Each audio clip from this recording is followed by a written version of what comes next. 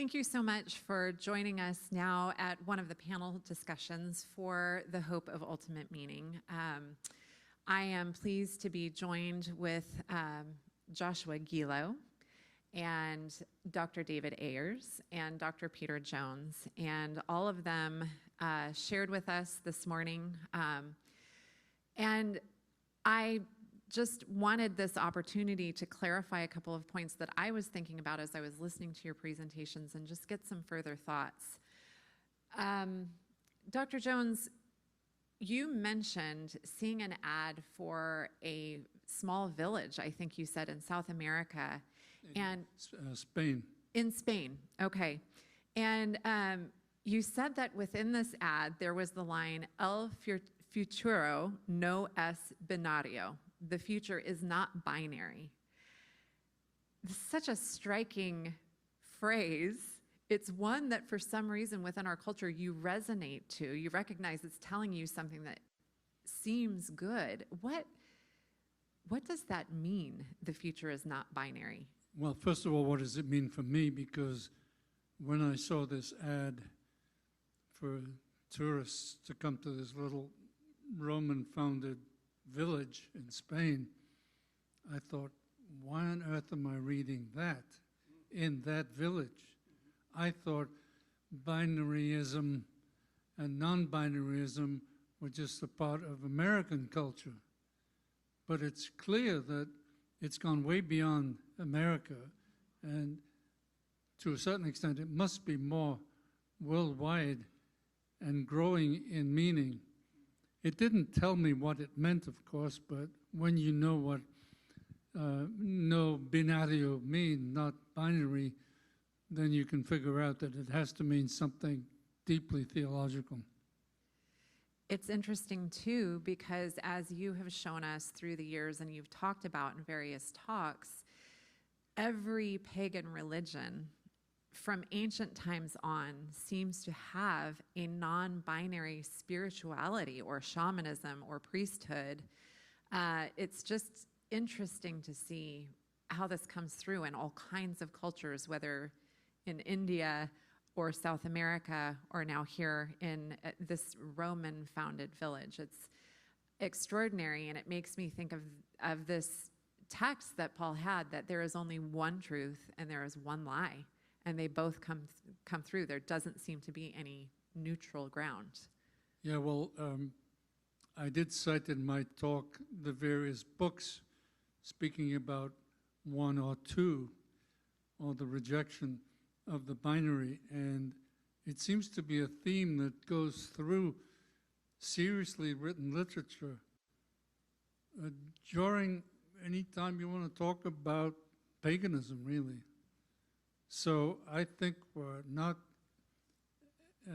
sort of overemphasizing this word or these two words since you find it in so many different books from different times. So I'm just encouraged by that.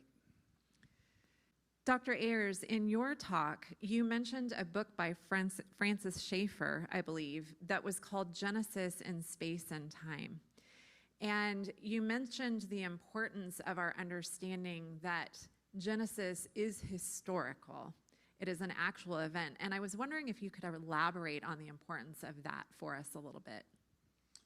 Well, it seems to me that evangelicals, particularly, and others folks who claim to be serious Christians who don't like what's in the Bible, come up with a way to essentially reject its inerrancy without overtly doing it. Right, so one way to do that is to say, well, this is just mythological, these are instructive stories, and so forth. And that problem's been around for a very, very long time. And Schaeffer confronted that very hard.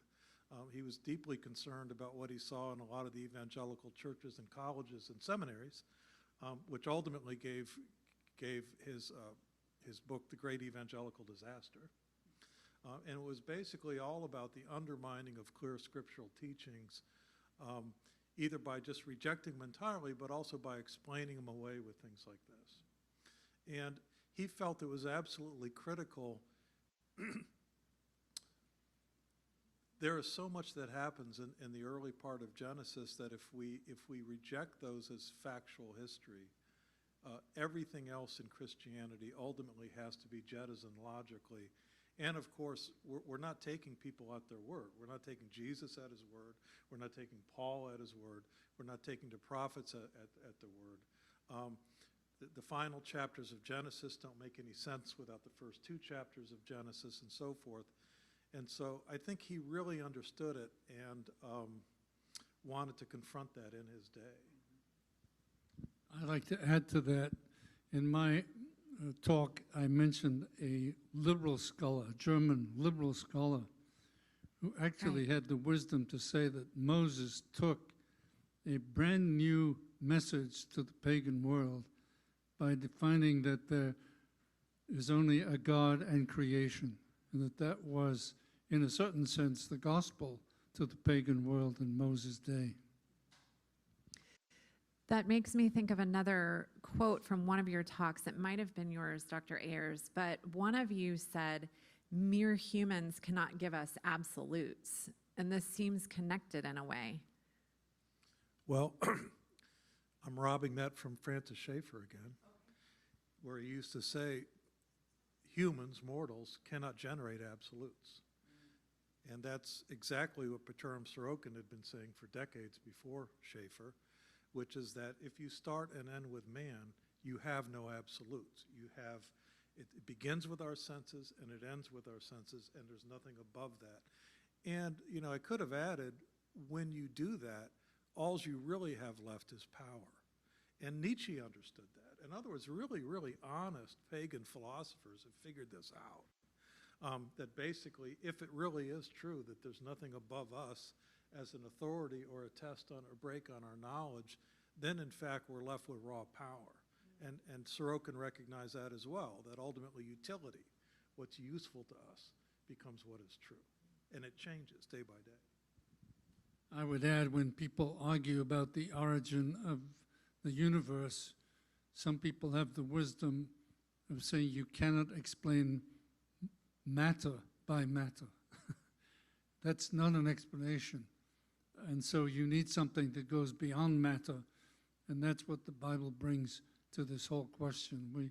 We have a God who is intelligent, who precedes all creation, and it's a wonderful answer to our questions of the origin of the intelligent universe.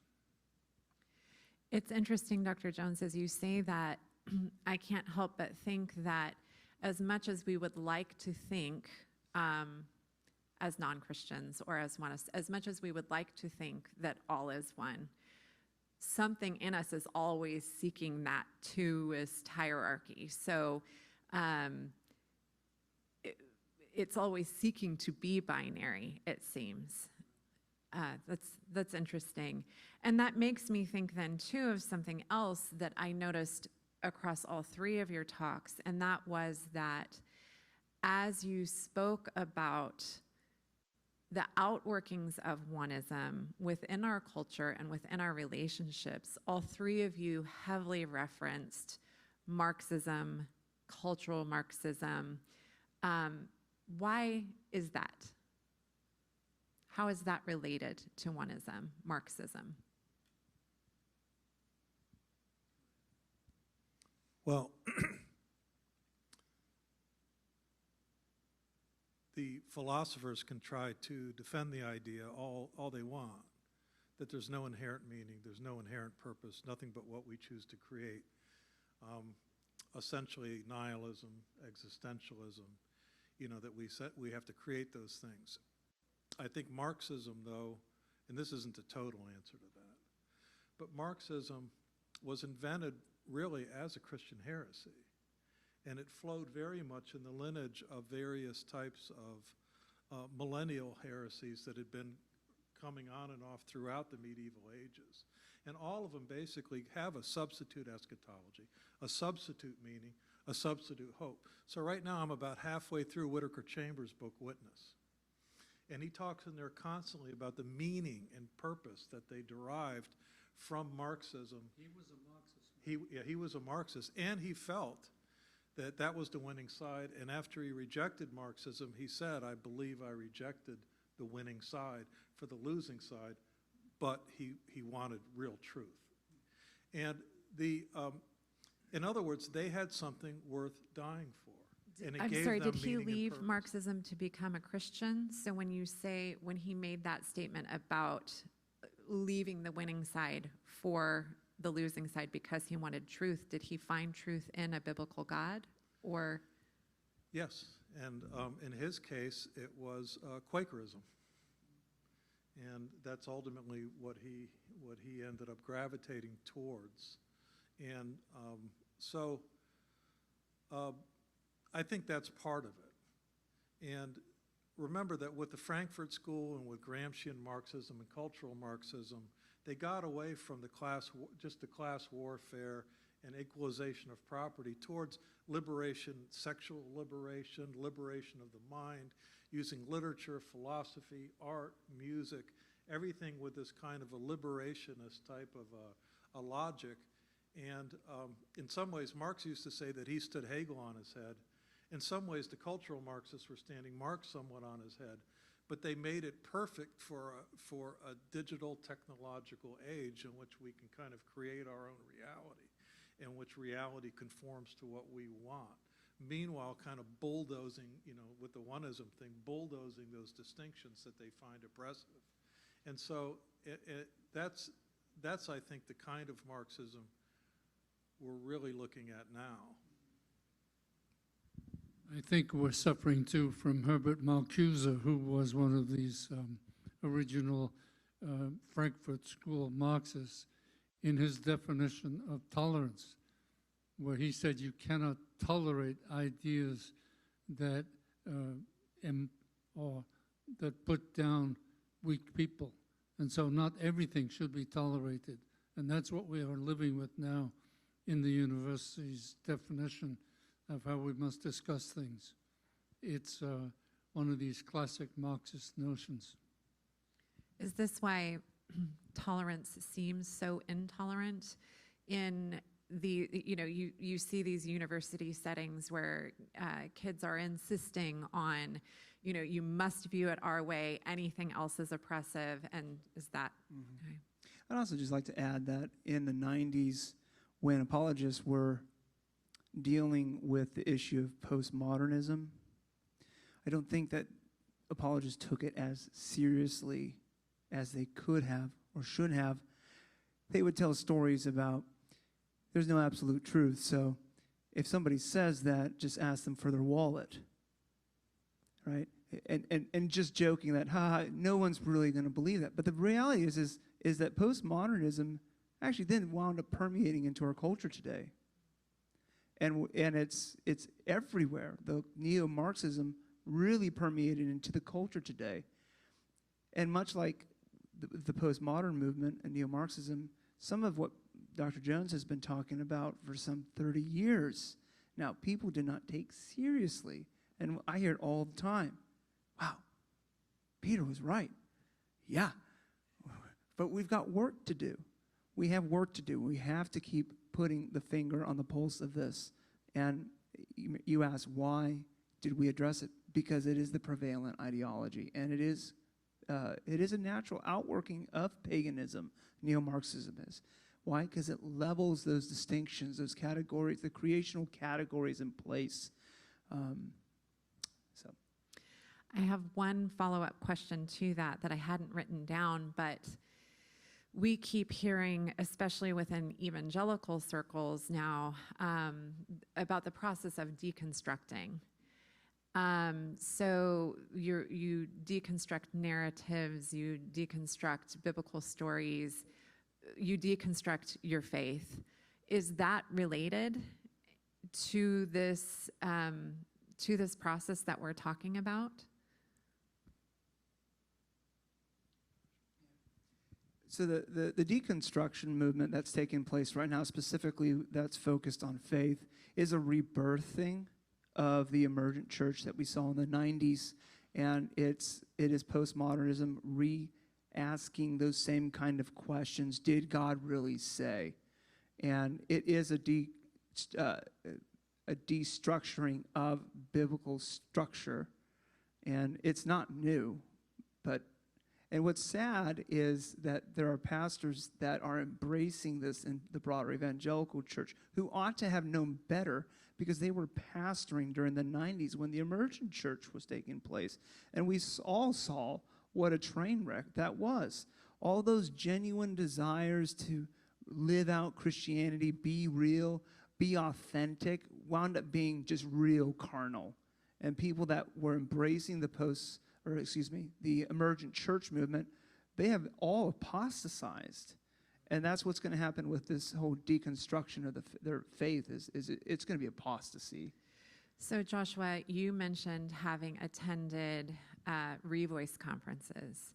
And as you talk about this deconstruction and the carnality of what's happening, it makes me think of some of the things that I've seen described both by you and Dr. Jones. And Dr. Ayers, as I was reading your book after the revolution, I was thinking again of what was happening within Revoice. Can you give us a bit of an overview for people who may not be familiar with Revoice or Side B? Can you help us understand a bit of what that is? So in the late 80s, early 90s, there was a movement of Christians who struggle with homosexuality, and they were trying to figure out or make sense of their faith and their sexual desires. And they mapped it out across a quadrant spectrum of Side A and Side B. Side A is the view that God has made me this way, and therefore, as a homosexual, and therefore I should be, because God made me this way, I should be allowed to participate in homosexual marriage and homosexual sex and relationships and so forth. Side B is the view that says we hold to a Christian biblical view of sexuality, and that we do not believe that, and that we do believe that marriage is for a man and a woman only, but God has made me this way. And the Side B Christian struggles with that conundrum. If God made me this way, then why should I not do what would then be the natural conclusion of that to do? And so, Not taking into account then the effects of the fall on their sexual desires. So they would say that it's pre-fall. So again, with this whole gender confusion, again, Peter has said for years, when the male-female categories are erased, all the other creational categories fall. And they don't have a strong creational narrative and categorization in place in their lives. And so it's on a spectrum. And so every Side B person will probably argue differently. But the one that is most popular is that if Adam had not fallen, he was still created with the ability to have been attracted to another man. Okay. Yeah. And so what the fall did then was distort that desire. And you just go, okay, well, that doesn't make any sense at all. And then God, who comes in and says, then you shall not lie, a man shall not lie with a man the way a man lies with a woman. And so it's absolutely confusing. And with the Revoice was an event that was, or it's a conference that began in 2018 by Nate Collins, who is a graduate of the Southern Baptist Theological Seminary. And he worked with a number of people who identify as Side B. And they began this conference to reach out to Christians who struggle with same-sex attraction but want to remain celibate. And like some of these modern events or the emergent church and whatnot, they all start with a good intention. They all want to help people. But in the end, what happened is there was a massive exodus, no pun intended on Exodus Ministries, but there was a massive exodus from Side B perspective to Side A. In fact, one of the original speakers at that first Revoice wound up being Side A. And now there's Wesley Hill has moved his ministerial license and fellowship now into a a Christian fellowship, quote unquote Christian fellowship, that embraces side A and side B as perfectly working and normal. And you just wonder, I mean, and when I went and attended this, I'll keep this PG rated, but I saw things that you should not be seeing at all in a Christian context. And so I think the Revoice movement, it may, as a conference, it may fizzle out, but the ideology behind it is being pushed heavily through a lot of powerful influencers in the evangelical church. Right, right. And it's interesting because you said a lot of this springs often from good intentions. And another thing that I heard in all three of your talks that I appreciated so much is that we cannot hate. We cannot speak down because we too are saved. And so my last question for all three of you, with thanks for the admonition that we had from all three of you to have hope and to love people well according to what biblical love calls us to, which is not always affirming. Often it's not affirming at all, especially of our sin. It is not affirming. With pastoral hearts and your father's heart sitting here on this stage, thinking of men and women who have heard you speak and who are now thinking, what do I do? Where do I start? This full theology of the body and sexuality. I've not heard this preached from the pulpit under which I sit, or maybe even I have not preached it from the pulpit to which I belong, for which I speak. What is some help that you can offer, some practical resources that you could direct people towards to help them take some steps in doing this well? As I said in my talk, I think it's absolutely essential that we make clear to all non-Christians that we love them because God loves them. And that would include homosexuals or whatever. And we must not fail to do that. But there's another way of showing love, which I have felt strongly, that we bring to an individual a valid worldview in which he can set his life. And I'm just convinced that the biblical worldview, which we call twoism, makes so much sense of humanity and the human existence. So I do feel that bringing a worldview like that is also a show of love.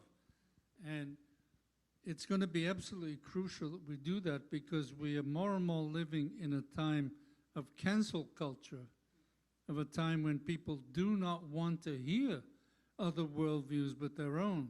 And so the question is, how do we get in a stance where people want to hear alternate views?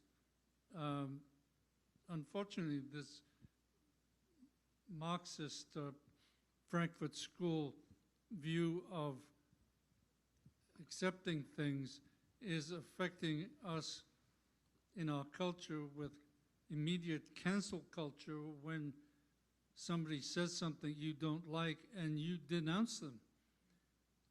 So we're not living in an easy culture in which to speak the gospel like we used to, where we'd say, let's all get together and share our fundamental ideas and see which ones work. I'm not sure that works anymore. I don't know what you think, Dave, but it may be much more person-to-person friendship style witnessing that will work better than anything else. Well, I mean, I think one thing that is helpful to people would be something that we've always called systematic theology, but placed in plain English in abbreviated ways that connect to the world that we're in right now, but that still have that same framework. Who is God? Who is man? What is the natural creation? What is sin? Because the systematic theologians lay that out systematically, obviously. And the discrete teaching we do on these different issues don't make sense outside of that. So I think we're talking past people a lot because they don't have the framework to grasp what we're saying. And it just appears to them because of the water they swim in, and it's the perfect analogy of the fish that doesn't know it's wet, right?